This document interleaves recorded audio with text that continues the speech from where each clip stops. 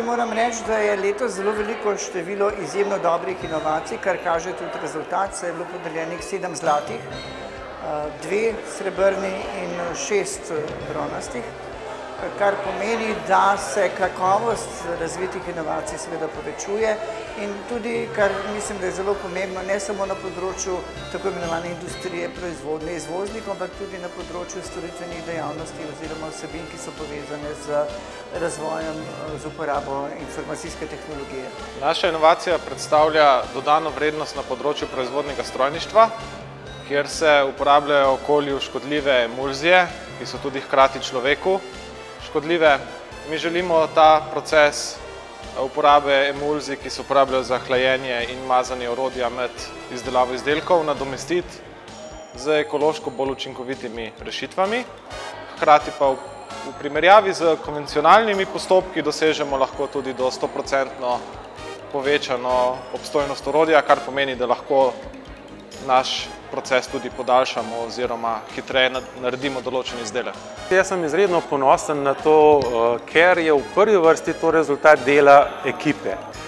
Gre za zelo novo turbino, se pravi je razvoj popolnoma od začetka, popolnoma nova turbina v vertikalni konfiguraciji in tako turbino je možno umestiti v neke obstoječe stare elektrarne z minimalnimi gradbenimi deli, lahko ustavimo novo turbino, ki ima celo višje izkoristke, lahko večje moči in s tem bo v prihodnosti proizvedel več električne energije in to je zmagovalna v bistvu rešitev, tako za nas kot tudi za kupce. Naša inovacija omogoča izdelavo tazga visokosijajnega laka s tem, da smo zmanjšali emisije hlapnih snovi, okolju nevarnih, zdravju nevarnih, znižali energetske stroške samega barvanja, recimo avtomobilov in drugih kovinskih izdelkov.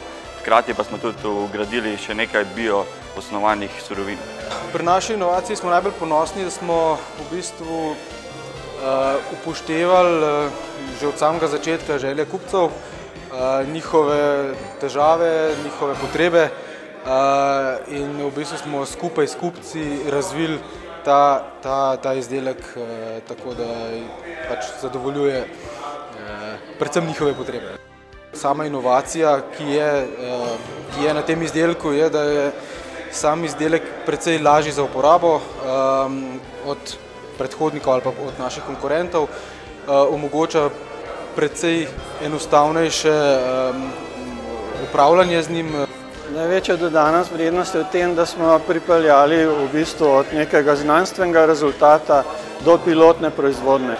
Ujeli smo proizvodnjo nanoceluloze, dejansko je to material prihodnosti in zato smo tako ponosni na to, da prvič, da je to v Sloveniji, da je to plod našega raziskovalnega znanja in po drugi strani sodelovanja z industrijo, da dejansko imamo pokrito od znanosti, raziskave do pilotne proizvodnje. Za prenos našega znanja in inovacij potrebujemo kar nekaj spodbud.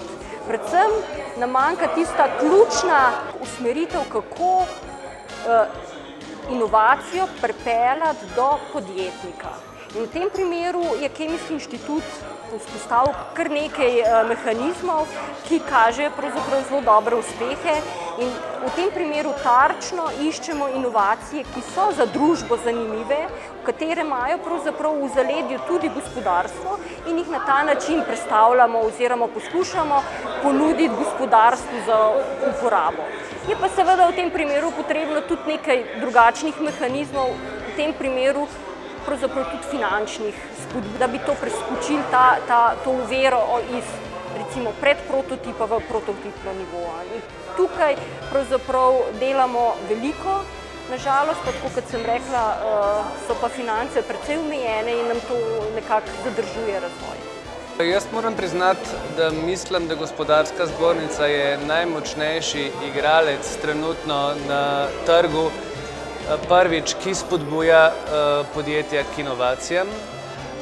Vemo, da se tak proces prime, da se podjetja odločajo za sodelovanje, da so potrebna leta in mislim, da ta kritično obdobje let je minilo in podjetja so zmeri bolj zainteresirana, da prijavljajo inovacije in en drugega spodbujajo k temu, tako da jih je zmeri z leta v leto več in z leta v leto so boljša.